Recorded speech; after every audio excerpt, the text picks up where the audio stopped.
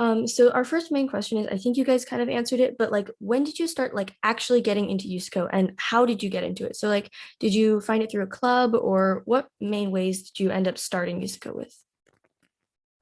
And then I guess we can go in the same order.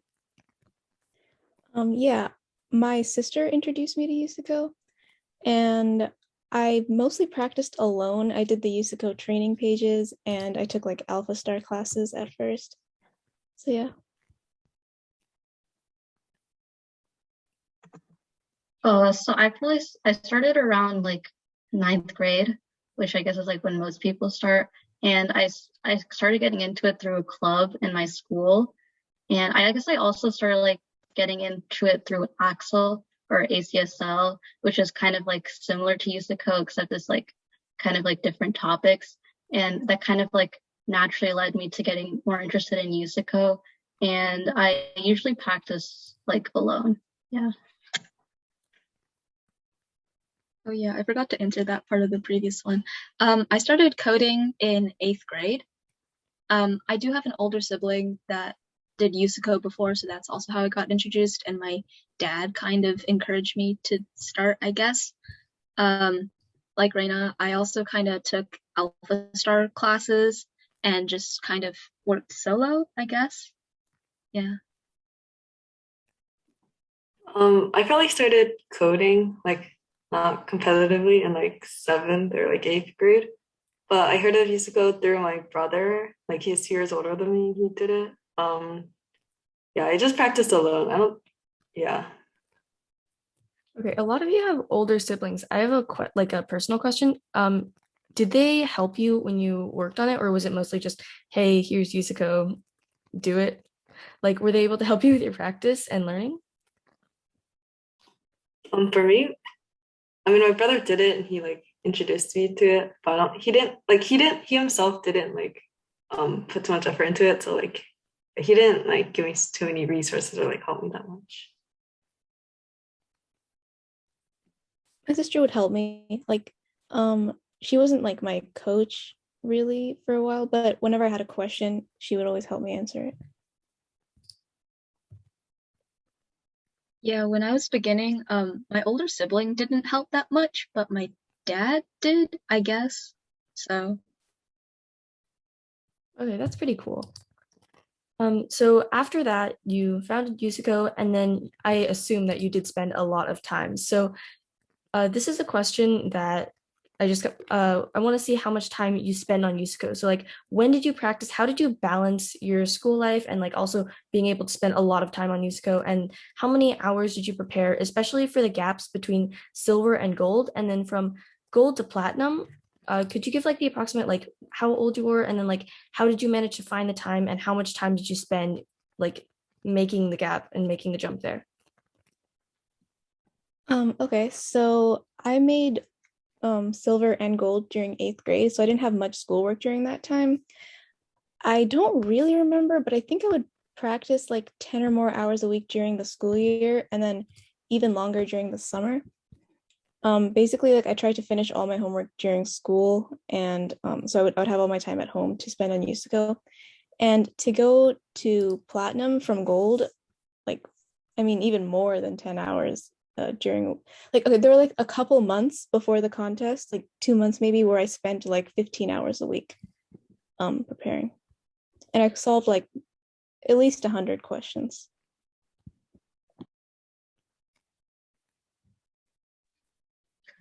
It's like I don't really know exactly how many hours I spent a week or how many questions I solved. I didn't really keep track of that, but I know that like I spent most of my time studying like in like the months of the contest, like December, January, February, and March, and like also like November because I was preparing for the December contest.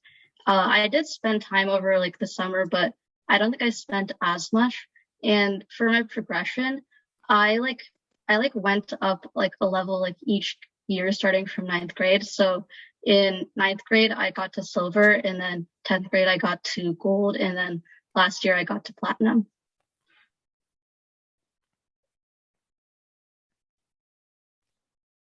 So I also got into silver and then gold in 8th grade. And then I got into platinum the December contest of sophomore year. I'm also not exactly sure how much time I spent on these contests. I took like just online classes from AlphaStar throughout the week, throughout the school year. So I remember I did work on the problems every week. So I definitely spent weekly time. Over the summer, I remember like I take summer courses. So those are like 6 hours a day plus an hour of commute each way. So that's 8 hours. And then probably some time at home afterwards. So I was spending a lot of time during the summer and not as much during the school year. I think I started probably later than you guys, but I think I did bronze, like passed it in 10th grade, the first contest. But like then I didn't, I think I just got like lucky that contest. It wasn't like, I didn't study much for that. I actually like started getting into competitive programming and like caring about it in the end of 10th grade, I'd say. So like the summer after 10th grade, I did a lot of practicing, and then like the school, like 11th grade, I also like tried hard in it. I also did not like keep track of how many hours, but I like prioritized it last year and like this year. So like I don't know, at least like 2 or 3 hours a day, and probably more on weekends since there's like contests. For the gaps, I say okay, silver to gold. I'd say like gold to platinum was definitely more than silver to gold. Again, I don't remember like the actual numbers, but like silver to gold probably like 10 hours a week is probably enough. I don't know, maybe twice as much if you want to go to the higher level. I'm not sure. Okay, thank you. So for most students, I think you guys started in various locations, but when someone has just finished, like for example, APCS around that level, do you have any personal suggestions to pass bronze? So like what other knowledge, or what's the difference between doing USACO and being able to pass bronze and like already taking existing APCS courses?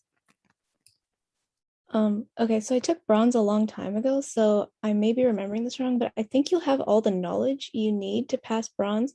You just need to develop your problem solving skills to pass it. So to do that, you just need to solve a lot of bronze problems.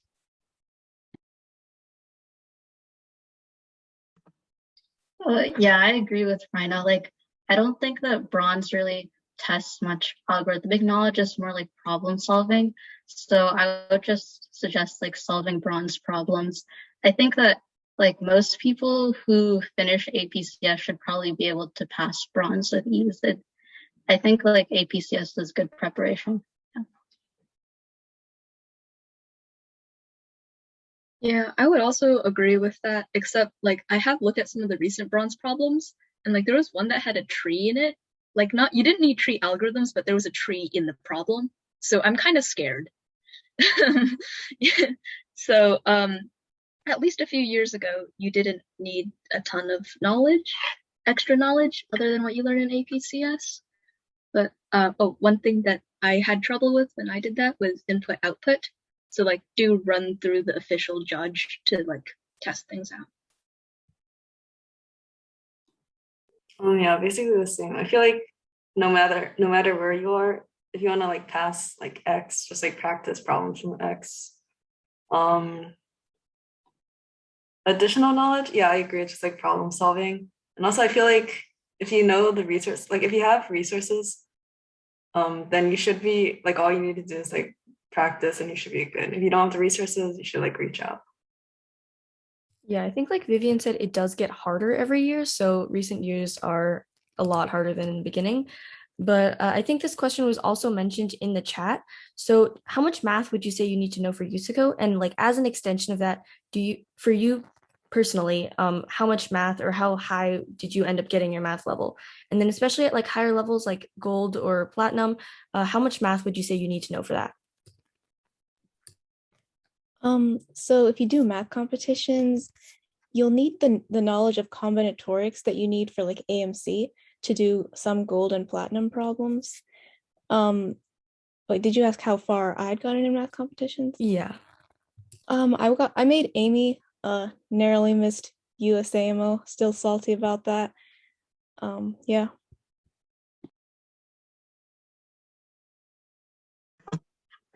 So like I don't think you need to know that much math to do USACO. Like I never made AME or anything. I guess I like technically took the AMCs, but I never like prepared for them or anything. So like, and I guess like I did fine. So I don't think you really need to know that much math. You do need to know like some combinatorics and like modular arithmetic, but I'd say you just like mostly like learn that as you go. You don't need to like specifically study math, just study like USACO problems and it'll just naturally come with that. Yeah, you don't need a ton of math, but one thing that I would suggest is learning math, because a lot of the times I try to prove that an algorithm works to myself. So you need that kind of logic that you learn when doing math proofs to try to, like, for example, does this greedy algorithm actually work, to answer those types of problems. But you don't need like hard competition math, or you don't need to learn trig or calculus or stuff like that. Personally, I got into AME and just kind of sat there and didn't try any further. Yeah. Yeah.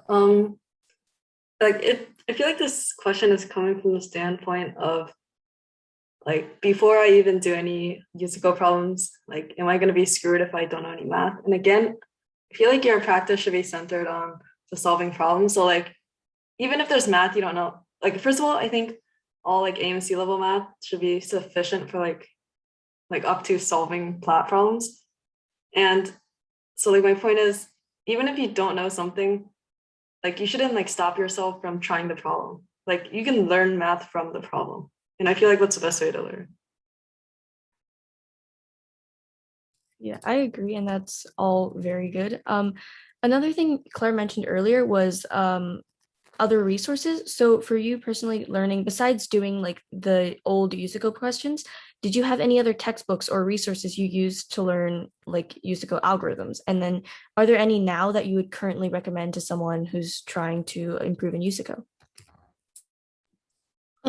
Yeah, so I promise this isn't like an advertising campaign, but like my older sister, who I mentioned, um, Rayna Arora, she's a past USACO finalist and she actually coached the EGOI team. She teaches USACO bronze through platinum, and she doesn't just teach the algorithms you need. She also teaches like problem solving strategies for each level. So her company is V Planet Coding, and it's like really good.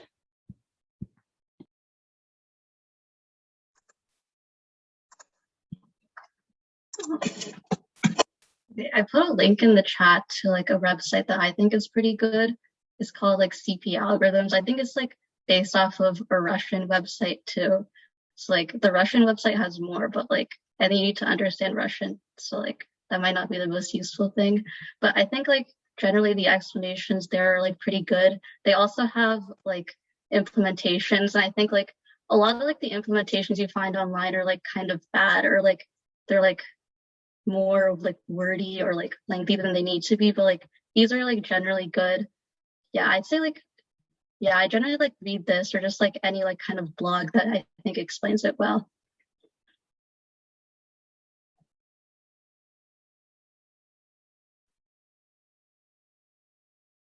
Oh yeah, I think someone said in the chat, Rayna, do you mind like putting the website, your sister's, like if her company has a website, can you put it in the chat?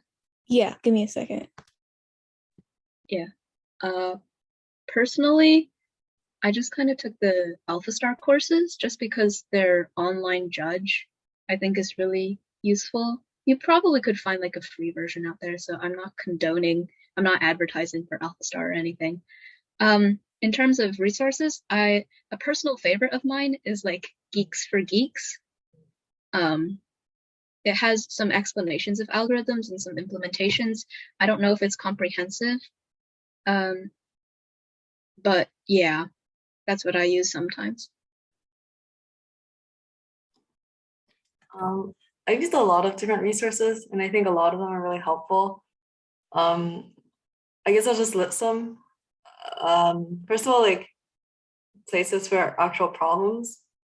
There's like CSCS, those are like standard problems just to like test your knowledge of the algorithms. And like the textbook along with that is like the competitive programming handbook or something like that.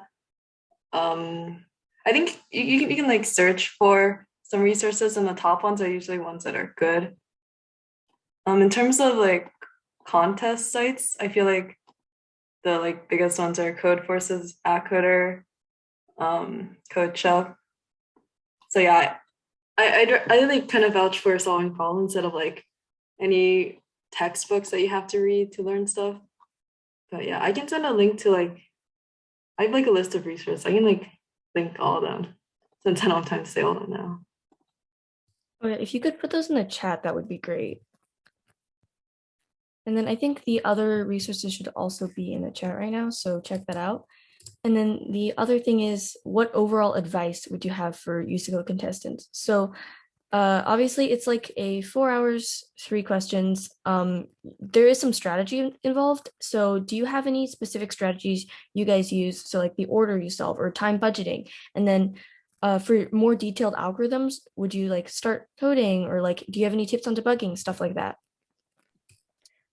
Yeah, so first of all, I always go into a contest or any problem I'm reading with the attitude of I can solve this, because I found that actually makes me more likely to be able to find a solution if I'm confident that I can solve it. For which problems? So let's see. First of all, I would suggest reading all the problems in the beginning, because your mind tends to work on problems in the background. So like if you read a really tough problem and you have no idea how to solve it, and then you go on to a different problem, come back to it an hour later, chances are your mind will have worked on in the background and you'll have a better idea of how to do it. Time budget. Okay. If you've spent like 2 hours on a problem and you're still not able to get it, I would suggest moving on to a different one, and at least trying to get like, oh yeah, one more thing.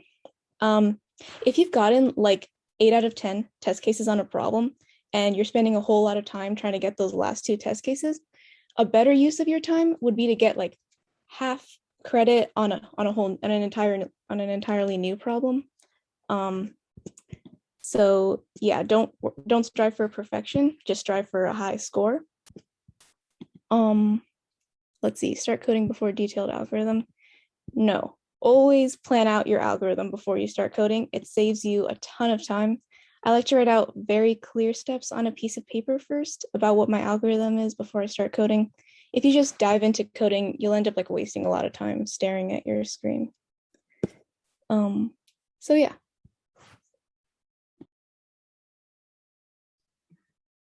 Okay, so I'd say like, yeah, I agree with Rayna that like the first thing you should do is read all of the problems, and then you should usually like start with the ones that you think is the easiest, and then like work on that for a little bit. And then if you're like not able to get to like a solution, go to the next easiest, and like so on. I'm not like inclined to give any like hard and fast rules for how you should spend your time, because it's like extremely like subjective to like the specific situation you're in and what progress you've made on every problem. So I'd say like if you want to get better at like time budgeting or like figuring out what decisions to make during a contest, then I would say like just practice like actually doing a contest, or like taking a bunch of problems and doing it in like a set amount of time, or like sometimes when you're practicing, you don't have like the time to sit down for 4 hours, so you just like solve like one problem and you maybe don't like time yourself as much. But I think like actually like giving yourself like large blocks of times and like saying that you're going to solve like this many problems in that amount of time is like good practice for an actual contest. Yeah, I agree with Rayna with like the fact that you should plan before you start coding. And for like debugging, I guess like check like integer overflow, and just like, yeah, I just check for like the obvious things first, and then like if you can't find anything within like the first like 10 minutes of looking at your code, then like start going into like more like heavy debugging. Yeah.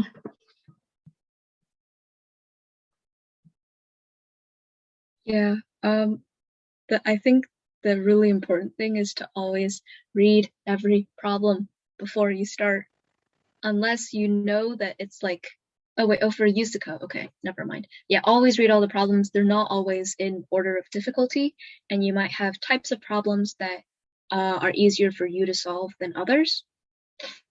For time budgeting, again, it's not a hard and fast rule.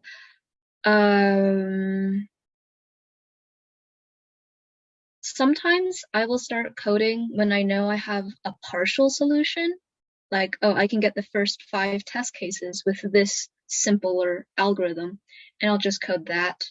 Or like, if I really have no idea where to start on any of the problems, I might code the input section, like just scanning in the input, because I know that it's a bit of a hassle. Or like, I don't know, it'll give me something to do while my brain is working on it in the background. Oh, right, for time management, I would suggest doing Code Forces contests just because they have slightly simpler problems and a much shorter timeline. So it's good for practicing time management and speed implementation, both of which I'm really bad at. So I would suggest doing that. And for debugging, I'm the type that just prints out everything and like finds a small sample case and works it out by hand and compares the printouts with what I should have gotten. And I work that way. Okay, so order of problems to solve. I feel like if you read a problem and you know how to solve it, like I would just solve it. Like I feel like this is like different for each person, because sometimes when I read, like when I try to read all the problems before thinking about one, and then I like don't know how to solve any of them initially, it just gets me really stressed, and you know, it's like I'm already in a bad mindset. So like I usually just like start with the easiest problem, or the first problem, say, and then you know, think about it for some while, and you know, if you can solve it, I'd say solve it instead of looking at the others. And I guess like unless you really have no ideas, either that or like you're coding it and you're getting wrong answer or something and you have no idea, then move on. Like otherwise, chances are that like if you move on and like do something else, you're not gonna have time to come back to it. All right, time budget. I'm like really bad at this. I guess like during a contest, you should definitely allocate time for at least reading all the problems, or like the problems like on your that you think you can solve, like the first few, let's say. And then like if you're really stuck in one problem, as I said, just like move on. I feel like for practice, this is different. I know this is like controversial, but like if you're gonna do a problem to like learn some concept well, or like if this is like particularly hard for you, I feel like you should invest a lot of time, and like don't say, okay, after 2 hours I'm done, because like that feels like the time you spend struggling helps like train your intuition so that you can solve these types of problems faster in the future. Start coding before writing an algorithm. I feel like it depends on the problem. If the problem is like, okay, so if you know the general algorithm, like you know the type of problem, like, oh, this is just gonna be some, I don't know, DP or some like modified texture or something, and you have that general idea, then just like, and if you have like a lot of experience with that too, just like start coding. You're probably gonna waste your time if you write down every case on your paper, because you likely could have just written that in code the first time. But like for any other situation in which you're not too sure in the details, like you've never, like you're not like, okay, I got this, you should probably think about some small cases. And even like just solving the samples by hand could help a lot. It could like point you out to your like idea could be completely wrong if you just like try it on a sample, which is really helpful. Debugging. Okay, I feel like if your solutions, first of all, if it gets like time limit, like runtime error, that should be like easy. But like if it's just wrong answer, I feel like first you should just like step away and think about your idea. Like at least for me, half the time when I get a wrong answer, my idea is completely wrong. Either that or like I missed a case. And that's something I couldn't have found just by staring at my code. But after you're convinced that your idea is correct and like you have every case, then I well, first of all, I just read over my code carefully. I use you can compile with a bunch of flags that make sure you don't have shadowed variables, stuff like that, like those easy fixes. And if I'm really confused, then I can make some stress tests that yeah, it depends on your setup. But yeah, if making a correct solution isn't that slow, then I'll just do that. Okay, that's pretty cool. I think also there are questions being put in the chat. If you have any questions, can you try and put it into the link there? That way I can share screen your question, and then if we have time at the end, then we'll go through other questions.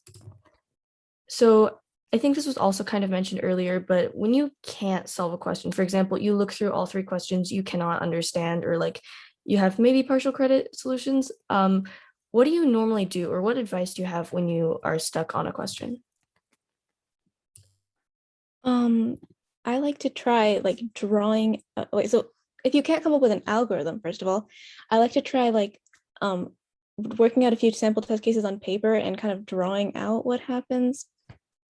If you're if you have partial credit and you if you have partial credit and you don't know how to get the bigger test case, well, I guess kind of the same thing. Yeah. And another thing, if you ever get stuck on one problem and you're just not able to progress, then try working on a different problem, and then hopefully when you come back to it, to the first problem, you'll have a better idea of how to keep going.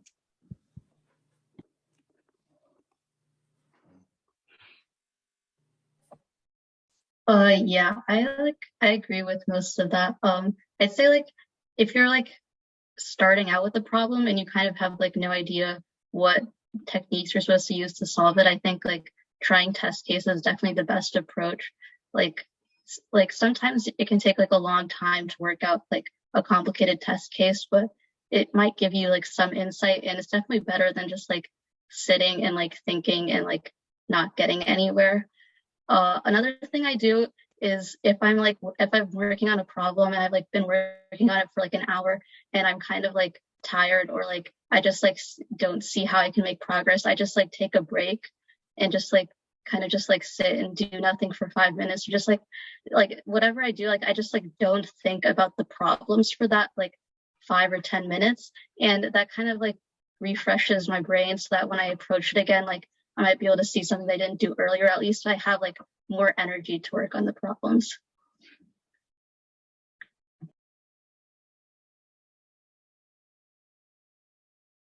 Speaking of partial points, sometimes problems will have sub problems, or oh, for test cases 1 through 5 you have this limitation, for test cases 6 through 10 you have this limitation. This isn't always the case, and this might actually lead you in the wrong direction, so do take it with a grain of salt. But sometimes the partial solutions will give you kind of hints for how you can generalize it or optimize it to make a full solution. So that might work, or it might not. It really depends. But yeah, I would agree with what the other 2 have said so far. Maybe switch to a different problem, if you've been working on one problem for a long time, because sometimes the solution is there, or but you've been stuck in the same train of thought for so long that you can't break out of it. So maybe a change of pace would help. I'm not sure. Yeah, I agree with everything. In addition, I guess one thing is that if you're just if you have no ideas, or either that or you can't work out the logic, sometimes I find speaking out loud, I think this is called talking to a rubber duck or something, really helps me make sure I'm what I'm saying actually makes sense and I'm not glancing over anything. Otherwise, if it's like, I don't know, or if it's like a problem that I should be able to solve, like either you've done similar problems in practice that you've been consistently getting, then I just like take a step back and like, first of all, just like start over, pretend like I didn't think about anything. This is like, think, what's the easiest solution to this? Like, come on, so many people solved it. What could this possibly be? And you can like run down a list of techniques, especially if this is from USACO or something where there's like a fixed set of topics that this problem could be on. Literally just like go down the list and see, okay, could I apply this? Could I apply that? Yeah, and I think Vivian put in a link where rubber duck debugging is like a whole thing where you just pretend to talk to someone, and that's something you should check out. And then you also mentioned algorithms. So in every division, there are like a fixed set of algorithms, but for you specifically, which algorithms took the most time for you to learn or like understand? And then which ones do you think show up the most or like are the most useful to learn? Okay, so for bronze, there are no like algorithms you need to know. You just need to have like general coding knowledge. For silver, I think binary search is definitely the most important. Binary search tends to show up in different ways. Sometimes it's not like on an array. You need to like binary search on the answer. Like if they ask what's the smallest value of n that satisfies these conditions. For gold, dynamic programming, definitely. Yeah, you need to practice like at least one dynamic programming problem always shows up in the gold contest. So practice many different types of dynamic programming problems and know how to recognize them. Platinum, well, also dynamic programming, maybe also like data structures such as Fenwick trees and segment trees. You usually have to like use them with a dynamic programming algorithm. So, yeah.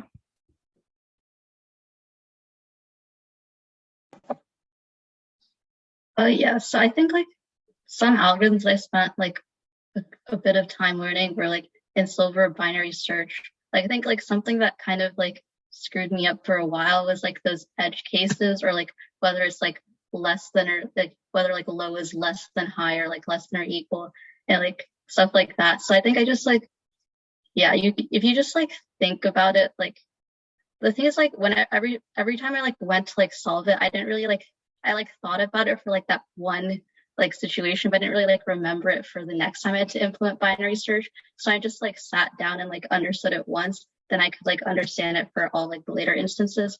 So I think just like yeah, just like sitting down and like making sure you understand every like nook and cranny of the algorithm once is useful so you don't have to like keep re-justifying things to yourself later. And also like having like templates, I guess. Like I didn't really do this, but I think it's probably useful if you have like templates that you can refer to. And another thing that I spent time learning was the segment tree, just because I think it's like a pretty hard thing to like it's a pretty hard thing to code for the first time. And yeah, like for gold, I think like you need to learn dynamic programming, and you also need to learn like minimum spanning trees and shortest paths. I didn't think like any of those were. I mean, I think dynamic programming is probably the thing I spent the most time learning out of all of those, just because there's like, it's more of like it's less obvious how exactly you want to apply dynamic programming in a specific problem. So you have to kind of solve more problems and get intuition for that. Yeah.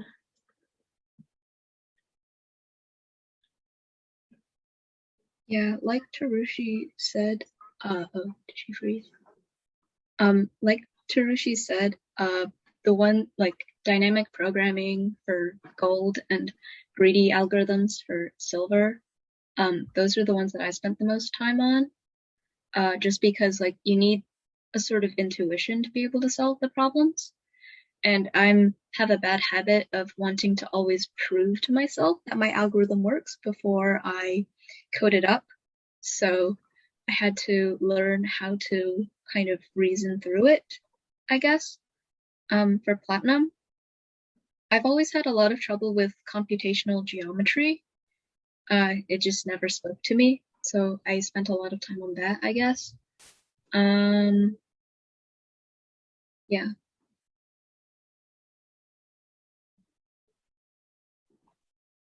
Okay, in bronze, I think recursion was really hard for me. Silver, yeah, what the other said, like greedy binary search. Whatever else is like on the USACO guide, they have a pretty comprehensive list.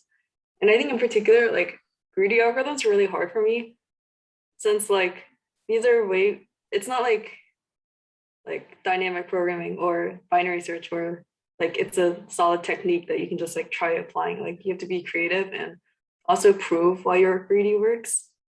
So I think like doing problems, like constructive problems or just like greedy problems will help you get intuition for that. And gold, definitely dynamic programming, as others have said. But also like graph, like Dijkstra, tree stuff. Platinum, I feel like Platinum is mostly an extension of all these previous topics. There's nothing like super new. There's a lot of like, deeper DP or like harder DP. Also like some geometry. But like mostly Platinum is where like your problem solving skills are tested more. And also just like as a side note, like learning, I don't think you should like focus your time learning algorithms like specifically, because like you could like in a contest you could know every algorithm that's like that could possibly show up but still fail to solve the problem just because you don't know how to apply it, or like you can like you don't have those like problem solving skills. And on the other hand, you could like not know any algorithm, but like if you just think hard enough, if you're like trained in like problem solving, you could come up with it on your own. I think that's a great point. And then, so overall, most of our questions beforehand have been about USACO specifically. And then, so I'm going to transition now into more of your personal CS and like computer science experience.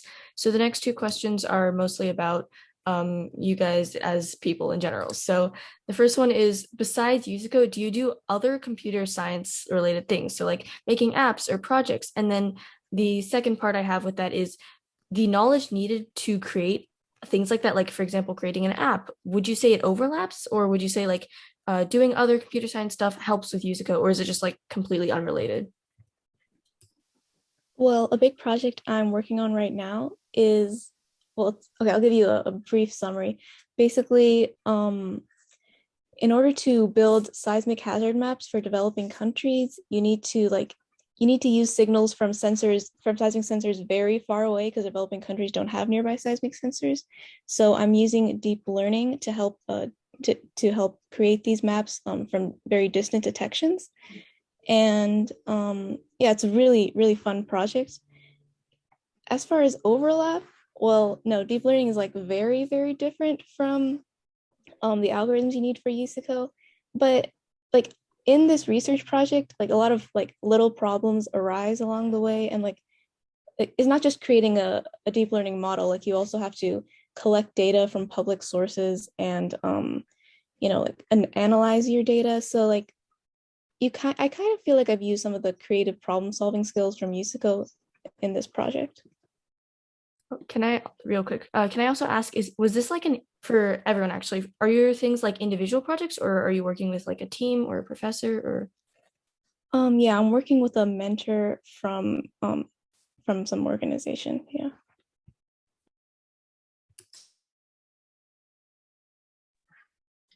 Okay. I definitely do CS related things besides USACO. I also do like some like machine learning and deep learning stuff. And I've built like mobile apps and websites before. It's just like, yeah, I guess like just like I don't really have like big projects, just like a bunch of like small side projects. So like I think that there is like some overlap between the stuff I've done outside of USACO and the stuff I do in USACO. So for example, my dad, like he's like a programmer, and he came to me with this problem where you had to like split audio files, and like the audio files had like people talking. So you needed to split it so that you didn't like split someone in the middle of the word. You had to like do it at like the ends or like the gaps in between words, but you also need to like split it so that like the length of each audio segment was like at like it was like constrained. It couldn't be like too long, like no greater than like 12 seconds. And also it like you didn't want to like cut like too close to the words. So you wanted to keep the cuts like as far away from the starts and ends of the words as possible. And I ended up like solving the problem using dynamic programming. And he actually like used it in his project, which I thought was like kind of cool, and it kind of shows that there is some applications of stuff you learn at USACO and other things.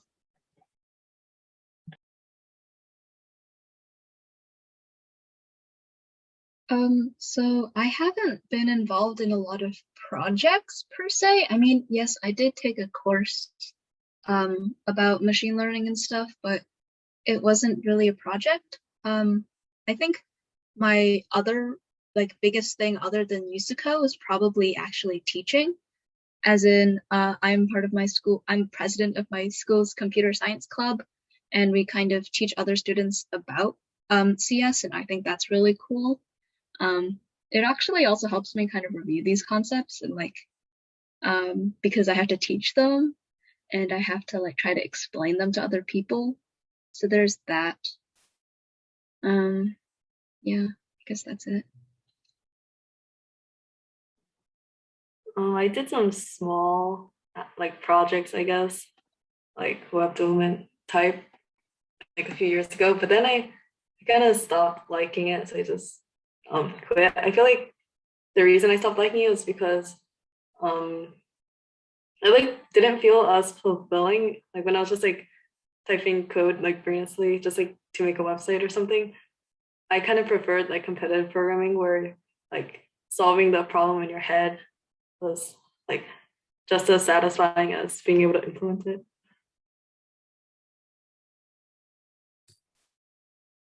Okay, and then the next question I have is, you guys are all seniors and like you have a whole college and everything in front of you.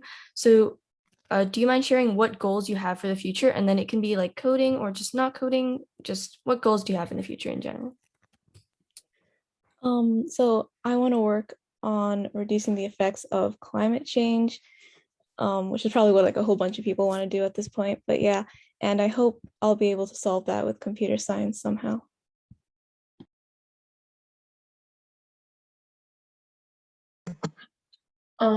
Yeah, I don't really know what I want to do in life yet, but I think like if I did something in computer science, I would be pretty happy with that. So yeah, I don't really know what to say for this question. This sounds like a college essay prompt, and I don't like it. Just kidding. So personally, I think the brain is really interesting, and I want to look into some of the crossroads between like neuroscience and computing. I'll have to do a little bit more digging on that end, but that's where my interests are at the moment. Yeah.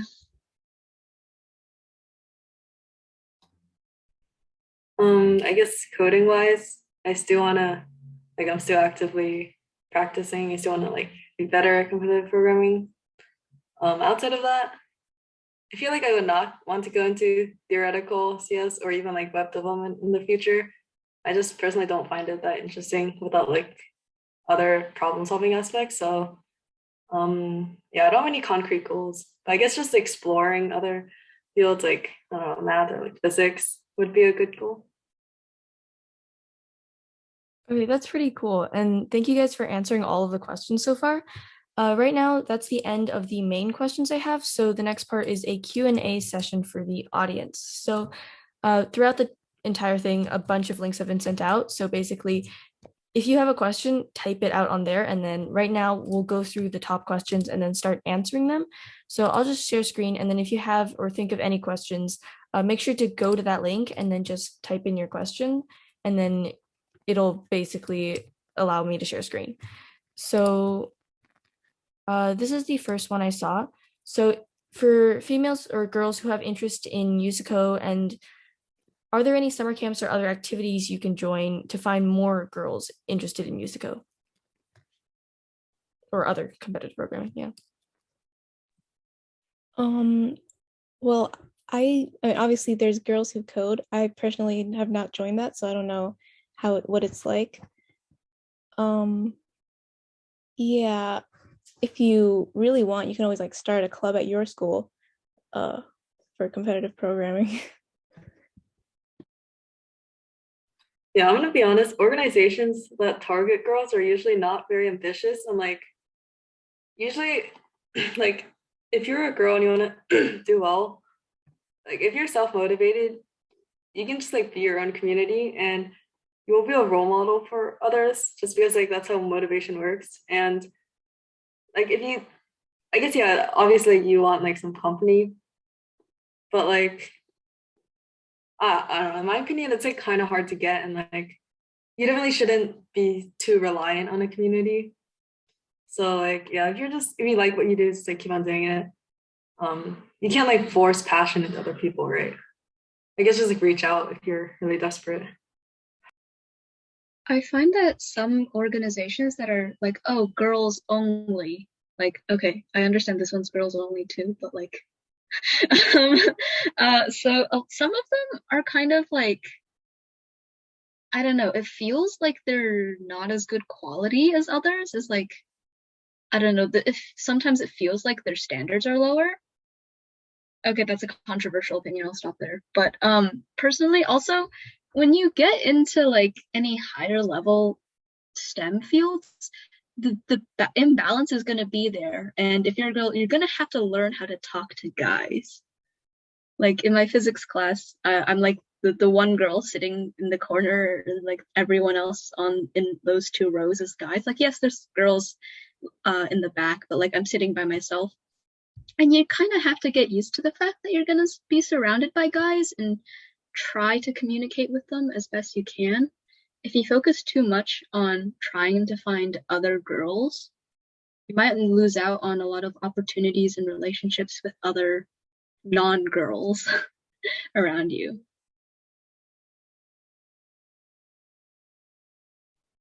Yeah, I mostly like agree with what everyone else is saying, and that like there are just like not that many girls in USACO, and it sucks, but it's just like how it is. And you can like try to like reach out with people, but like I feel like that shouldn't really stop you from achieving whatever you want to achieve.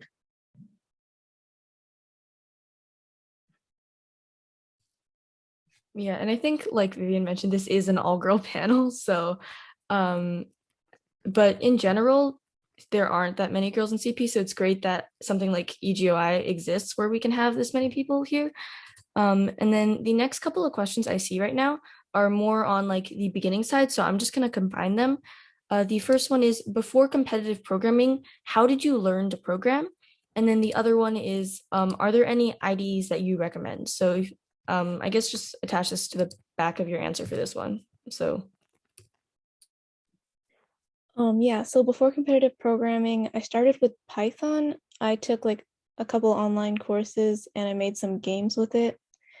For the IDE, I use Xcode right now, for C++. It only works for Macs. I like it, but a lot of people I hear don't like it, so. I learned to program like through class at school, like in middle school and then in high school. And then for IDE, I use Sublime Text. I took this random learning Java course. Basically, just it taught me the basic data structures, variables, methods, those types of things. And then for IDE, I started with Eclipse, and now I'm on IntelliJ because I use Java.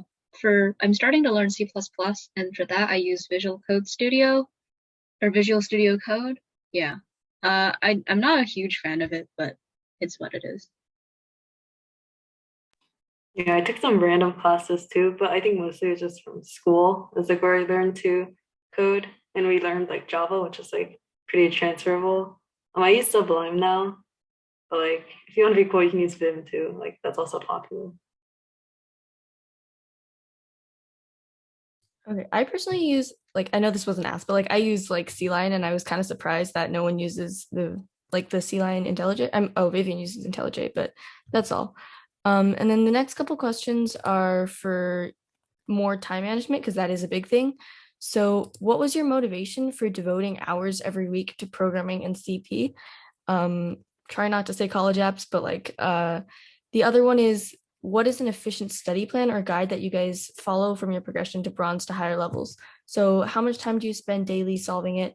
And then how do you focus on solving, or like, what is your plan for solving these questions? Okay, so for motivation, I just really love how how these problems challenge you. Like there's nothing like the math or coding problems you would get at school. You know, you need every ounce of your brain power for some of these problems. As for study plan, I mean, I don't really have a plan that I've followed, but well, I remember when I got really serious about competitive programming, then I would just try to finish all of my homework during school, sometimes while the teacher was talking, and then devote my time at home to competitive programming almost as much as I could.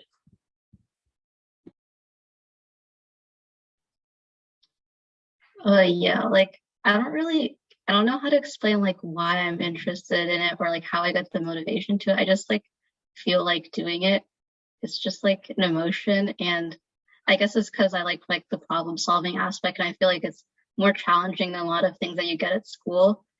And like I also didn't like follow any study plan. I just practice like when I feel like it, and like I don't know if that's like the best, most effective way, but that's just like how I did it. Like I just like did it because I wanted to mostly. But like if you need like a study plan or like a guide, then I recommend the USACO guide. Like that has like a really good overview of, well, yeah, this is like CPI is like the people that created the USACO guide, but like it's like a really good resource for seeing like which topics you need to learn. It also has like good problems, so I recommend like using that. Yeah. Okay, this is kind of stupid, but one of the reasons I continue taking AlphaStar online courses is because every week they give you a set of problems, and then they have little like progress bars or something next to it. And like when you finish a problem, the square underneath the problem number gets like shaded in. And like the fact that they give you problems every week kind of slightly guilt trips me into actually doing the problems that week, because it kind of tells me, okay, here's a deadline for when you should get these done. And it tells me kind of what to do and when to do them, like on a week by week basis. Probably not the best idea to like take a course, especially if it's beyond your budget. For some people it might be, but that's what it took for me to get into it. Also, like just the fact that I enjoyed it, but that was what kept me on schedule. Yeah.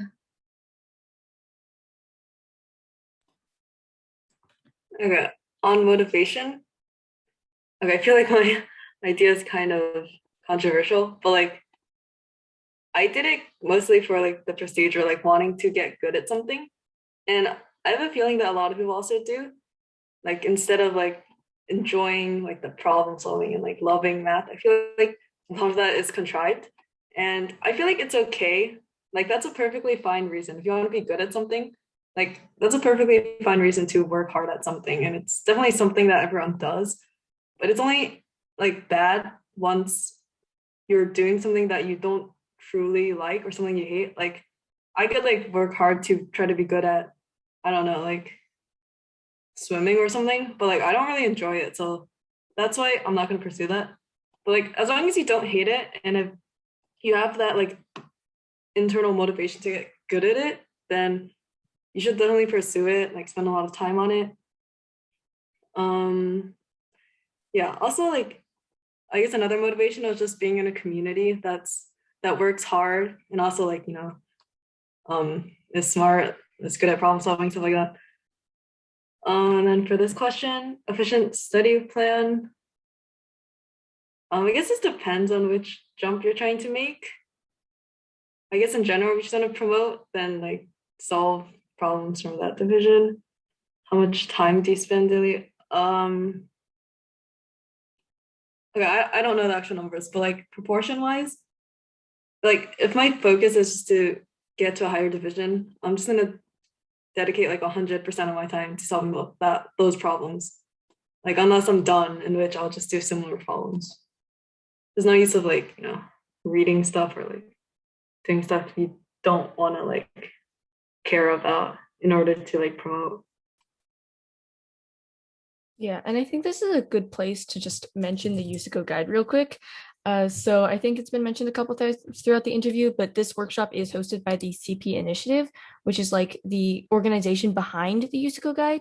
And then so we hold a bunch of things. So there's like the guide, and then there are also classes which are like lower budget than some of the ones that have been mentioned so far. But like if you're interested, check that out.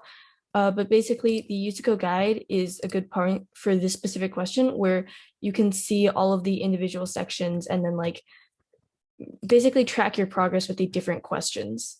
So it's like a good thing to mention right now. And then again, this is hosted by CP Initiative, which is like the organization behind that. And then workshops like today's thing are held and run by that.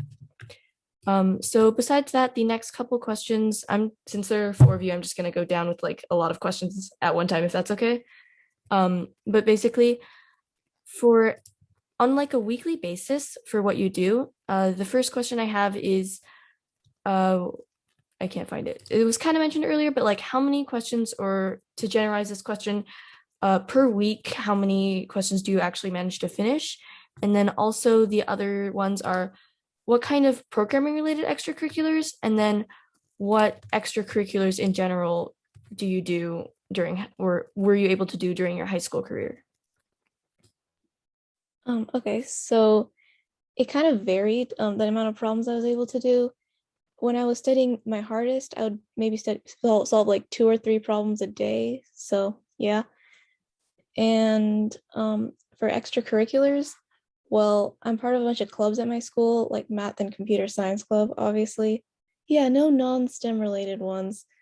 I paint and draw outside of school, but I don't take like competitions for those.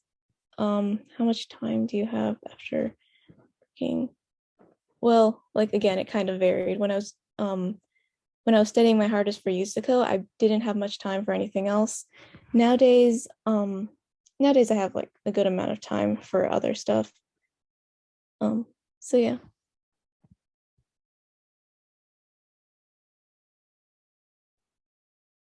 Oh, okay. Wait, what was the first question again? I think How many problems did you solve per week, Oh, or like yeah. per day? Okay. Yeah. Yeah. I like, it's probably like similar for me. I think like 2 to 3 problems per day when I was like studying my hardest. But like sometimes it would be like like an entire week goes by and I haven't solved a single problem. So like it varies a lot for me. And then for other extracurriculars, yeah, I also do like clubs. Like I did computer science teams at my school, and we kind of did like other competitions that are also like competitive programming contests that are like hosted by universities and stuff. And I also did like physics team. I don't know, I didn't do like that much other stuff. I'm trying to think. I don't know. Yeah, I didn't like have that many other extracurriculars. And how much time do you have after working? So yeah, I definitely have like lots of time after coding. But like it depends on like the day again. Like if I spend a lot of time working on USACO on a week, I'm probably not gonna have much time for other stuff. But like for me, like I usually have like time to like watch TV or just like chill. Like even if I'm like working on USACO as well.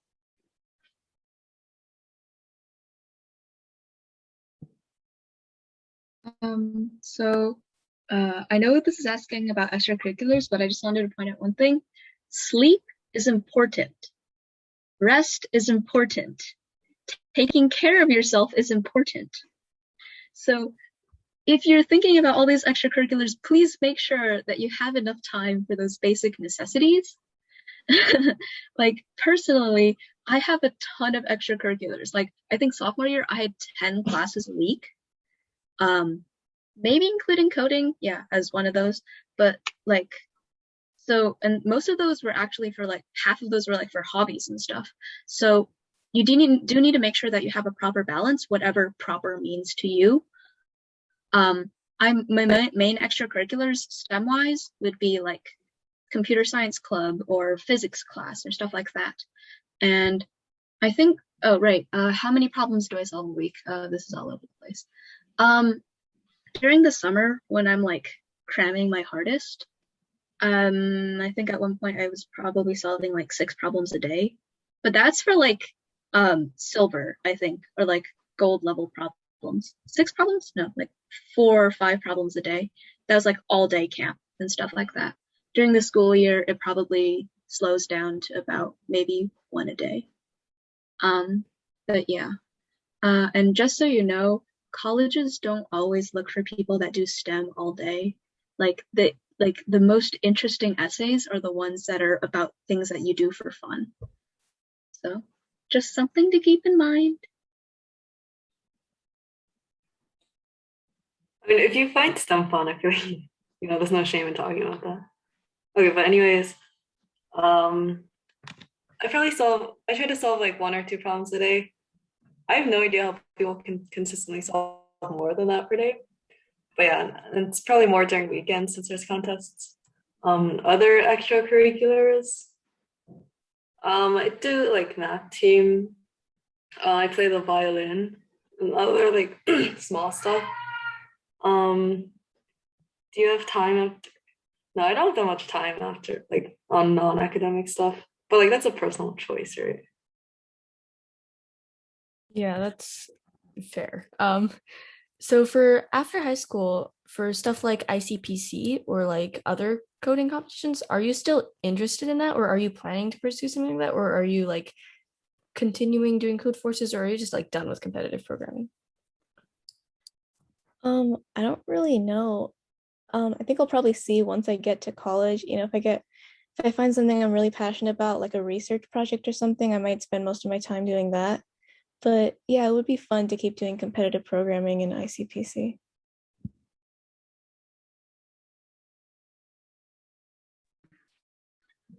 Yeah, it's kind of the same with me. I don't really know if I want to do ICPC yet, but it's definitely an option, and I'll probably decide sometime later once I get to college. And I do still do like USACO.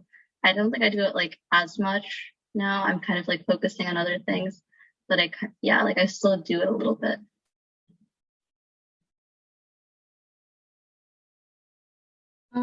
I'm probably still gonna do code forces competitions every now and then.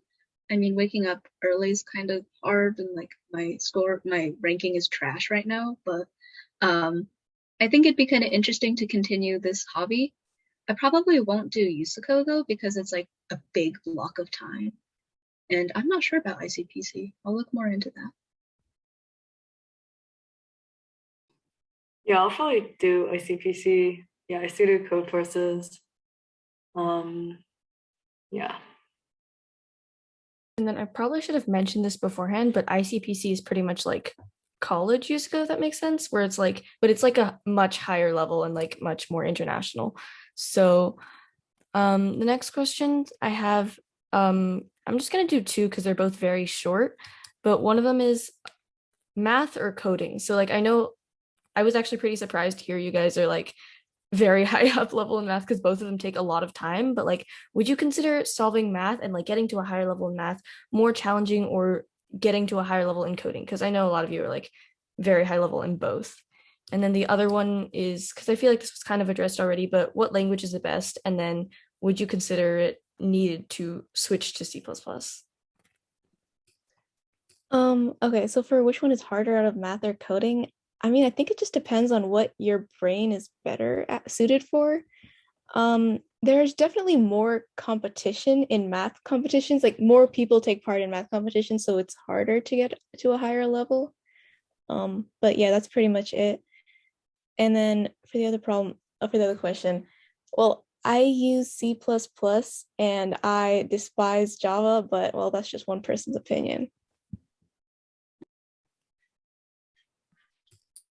So like I didn't really do math competitions. This is more like based on what I've heard than like what I know. But like I've heard that like because like a lot more people do math competitions, there's like it's just a lot harder generally to get to like camp or something than it would be to get to USACO camp.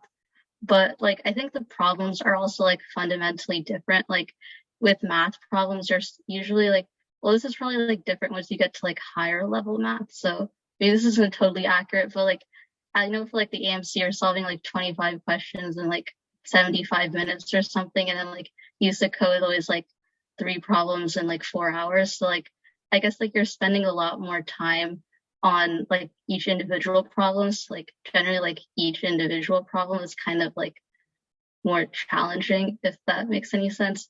And then for Java and C++, like I use C++, and I think that like once you get to platinum, it's probably just like easier to use it because like it's a lot more concise and it's going to take like long for you to write a complicated solution using Java.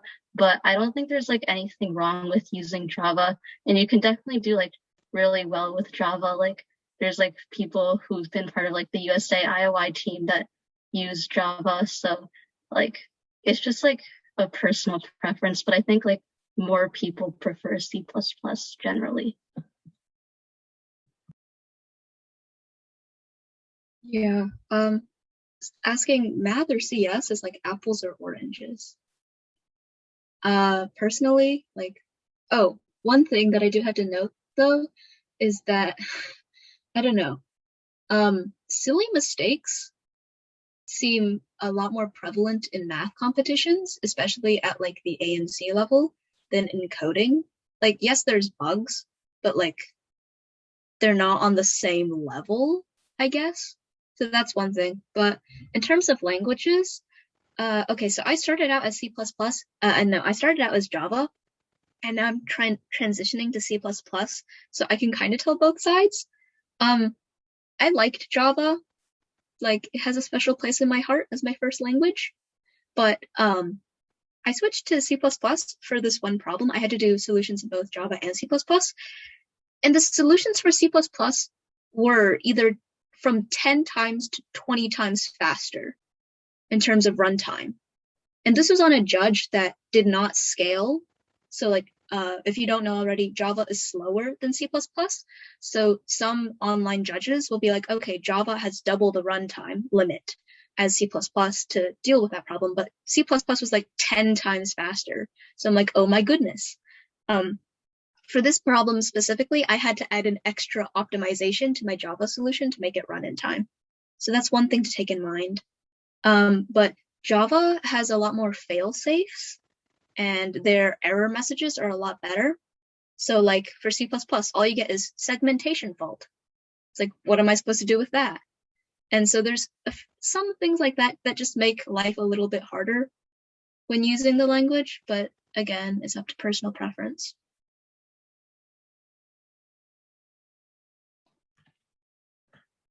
Yeah, I think there's challenging problems both in math and coding. It just depends on what level you're at.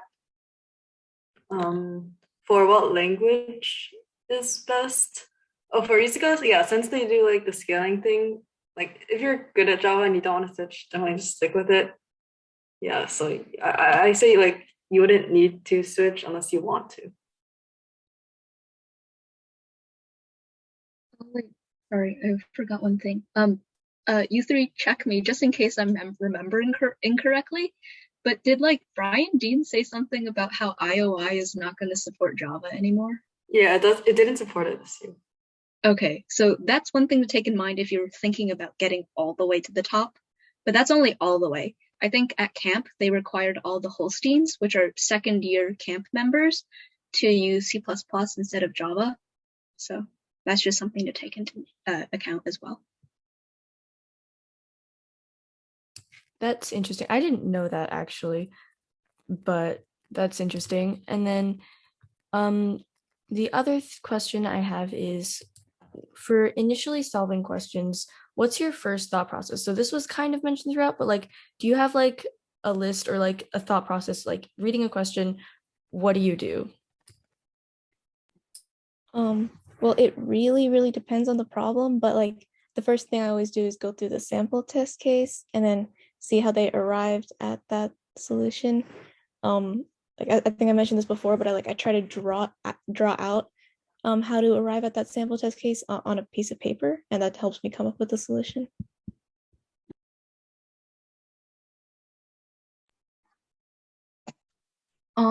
Yeah, it's kind of like the same thing with me. I usually will test case. Also, like you can sometimes like narrow down, like you kind of get like an intuition for what like technique is going to be used, even if you don't know exactly how it's used. Like you might know that this is like shortest path or dynamic programming. So I kind of like if I have that intuition, I kind of like use that and try to build a solution from there.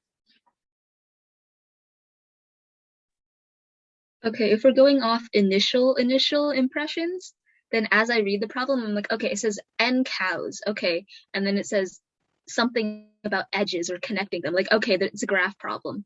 Does it say whether it's n minus 1 or if it's just a random number of edges? Okay, is it a tree or like a graph?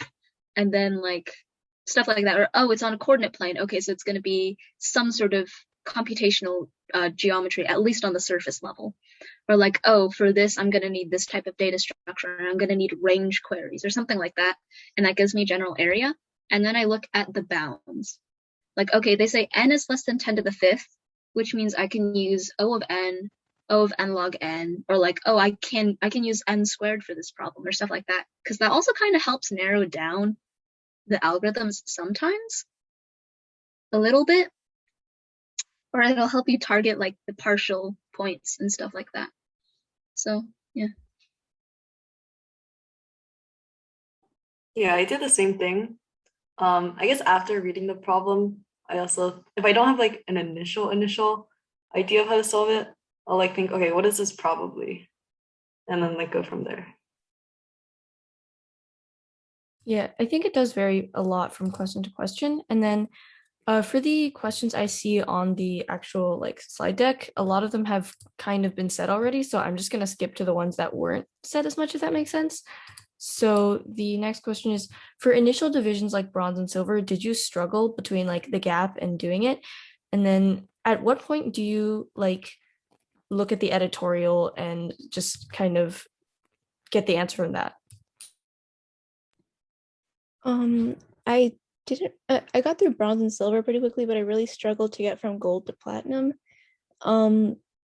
Basically, if I was challenged by a particular problem and I didn't know how to go past it, I would try not to look at the solution for a while. Like I would just work on some other problems, and then come back to it later.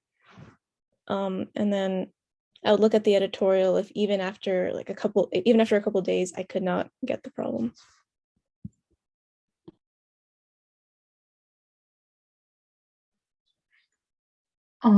Yeah, so I think like I struggled, like I think I passed bronze pretty easily, and I like struggled a little bit with silver, mostly because I wasn't like learning the algorithms, I guess. So I think just like when I actually like I guess like learned the algorithms and practiced a little bit more, than I got over the hump. And for the editorial, I agree with Rayna. I'd usually like if I couldn't solve a problem, I'd usually like not necessarily like look at the editorial, but just like put it off to the side and do something else, and then like then like come back to the problem again and see if I could solve it then. And if I like did it, like I would like kind of repeat the process like 2 or 3 times, and then if I still wasn't able to solve the problem, then I would like look at the editorial. But like it kind of like I guess it kind of depends. Like if I was like in a USACO contest and I didn't solve the problem during the contest, once the editorials came out, I'd usually just like look at them. So I don't know like what the best way of doing this is. It kind of, yeah, I kind of just like did whatever. Okay, so I can't say much for bronze, but for silver, I really think that the reason I got past the hump is due to luck, because that contest, it just so happened that the problems there happened to match the type of problems that I was good at. So I passed. So there will be an element of luck like that. Don't count on it though. Practice. I guess I was extremely lucky to have a mentor in my dad. So like sometimes I would be stuck on a problem. I'm like, hey dad, can you like, at least for like the first few ranks, I was like, hey, can you like read the editorial and like give me a hint? That was really helpful. I do have one classmate who's having trouble with like always wanting to read the editorial straight off the bat if they can't figure it out. I personally don't have that problem, but if you do, one thing that I just came up with is like print out the problem statement, give yourself a piece of paper, go to another room from your computer and like physically distance yourself from the internet so like you don't get the urge to look up the answer. Okay, for me, I struggled a lot in silver. Like after I took bronze, I just like failed every other silver contest that year, and it was really demotivating. I guess, yeah, I'd agree that after you can pass silver, you're kind of in this groove, and everything else is like you feel like you know how to practice now. How I actually got over it, that was just like a bunch of struggling like during practice, like when I was practicing, just like solve a bunch of problems and don't give up. What do I do for problems? Okay, I feel like, okay, a problem can be challenging in two ways. Either it's hard, like stereotypically hard topics, or it's really like thinking wise, it's hard to arrive at the solution. I feel like in many cases you can gauge whether this uses an advanced topic. And for those, especially since I don't have a lot of experience with many hard topics, for those I'd look at the editorial like probably after, I don't know, an hour of thinking. But for other ones in which I know, either like I heard of or I just have a feeling that this is doesn't use anything tricky. I just have to, think about it more. Then I'll just keep on trying, doing cases by hand. And I guess probably, I don't know, at least like 3 or 4 hours after. Well, I don't really time myself, so I don't really know. Okay, so I think we have like just a couple more, but most of them have kind of been answered already. So I guess we can just speed through it. So is it a good use of time to code a brute force solution for partial credit? And then just to expand on this question, I guess when you're practicing or like when you're doing a problem outside of contest, would you still code or like would you still recommend coding a brute force solution or no? Okay, so inside a contest, yeah, it's definitely a good use of time to code a brute force solution. Because like if you get like 30 points on a problem, for all you know, that could be what gets you to the next level. As for like when you're practicing, sometimes when I like maybe not code a brute force solution, but when I write up a short brief plan for a brute force solution, that helps me think of a better solution because I feel like I realize, oh wait, I don't need to spend so many iterations on this one part, so I can optimize that. So yeah.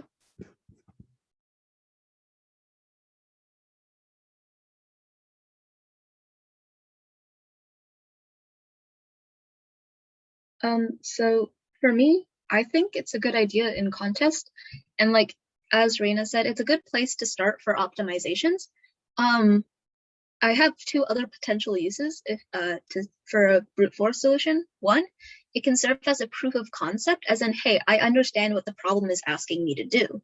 Because I have had times when I accidentally misread the problem and I spent way too long trying to debug it when I just misread the problem. So that's one good use of it, even outside of contest. And two, if you write your own test cases to try and figure out what's the issue with your code, you know that the brute force solution is going to work, so you can use that to generate the correct answer, even if it takes a little more time in outside of contest, and then compare that to your code and see, like, instead of trying to compute it by hand. Yeah, I agree. And many times making a brute force can help you think of the actual optimizations you need to get the fully correct solution. So yeah, definitely in contests, I would do that if you like can't do anything else. In practice, I feel like, yeah, if writing a brute force you think can help you arrive at the actual solution, yeah, do it. But like otherwise, I feel like you strictly shouldn't. And also, similarly, if you're like just coding something that you know is not the intended complexity and you just want to like, I don't know, add a pragma or something to get it to pass, like I think that's a waste of your time. So yeah, if that's what you're asking. My audio like got messed up midway, so I don't know if this was already mentioned, but another benefit of coding a brute force solution is that it's kind of like a sanity check. It makes like sure that you're like understanding the problem correctly, and that you didn't like I think this was already mentioned, but like you didn't like misread the problem, or like just like think about it wrong. So like it makes you like, I guess, like more confident to come up with the actual solution. Yeah, that makes a lot of sense. And then our final question, I believe, unless someone asks a new one, these two are pretty similar. So what good CS courses or camps taken on-site or online do you take outside of school, and do you recommend them? And then what do you recommend for USACO Silver and above? And then I know Alpha Star was mentioned, so like besides Alpha Star, are there any other, and like V Planet, are there other places or courses you would highly recommend? I don't know any other besides Alpha Star and B Planet.